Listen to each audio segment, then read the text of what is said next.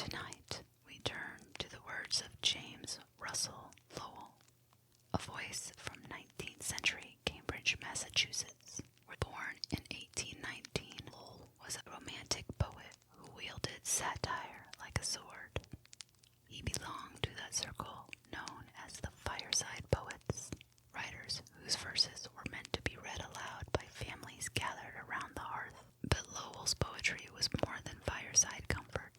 Inspired by his wife, Maria White, he channeled his gift toward abolition, filling the pages of anti-slavery newspapers with verses that challenged America's conscience. Tragedy marked his life deeply. 3 children died young. Maria, his muse and moral compass, succumbed to tuberculosis in 1853. Yet from this sorrow came some of his most moving work. In later years, he would serve as editor of the Atlantic Monthly, ambassador to Spain and England, and a bridge between American letters and the wider world. But for now, we remember him as a poet who believed that words could illuminate truth, challenge injustice, and connect us to something larger than ourselves. Let us listen now to the words of James Russell Lowell. The night is dark, the stinging sleet swept by the bitter gusts of air, driving whistling down the lonely street, and glazes on the pavement bare. The street lamps flare and struggle dim through the gray sleet clouds as they pass. We're governed by a boisterous whim, drop down and rustle on the glass.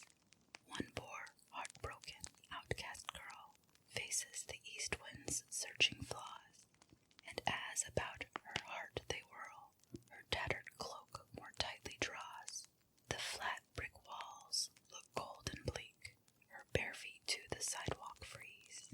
Yet dares she not a shelter seek, though faint with hunger and disease. The sharp storm cuts her forehead bare, and piercing through her garments thin, beats on her shrunken breast, and there makes colder the cold heart within. She lingers where a ruddy glow streams outward through an open shutter, adding more bitterness to woe, more loneliness to desertion utter. One half the cold she had not felt until she saw this gush of light spread warmly forth and seem to melt its slow way through the deadening night. She hears a woman's voice within, singing sweet words her childhood knew, and years of misery and sin furl off and leave her heaven blue. Her freezing heart, like one who sinks, outwearied in the drifting snow, drowses to deadly sleep and thinks no longer of its hopeless woe. Old fields and clear blue summer days, old meadows green with grass and trees, that shimmer through the trembling haze and whiten in the western breeze. Old faces, all the friendly past, rises within her heart again, and sunshine from her childhood cast makes summer of the icy rain.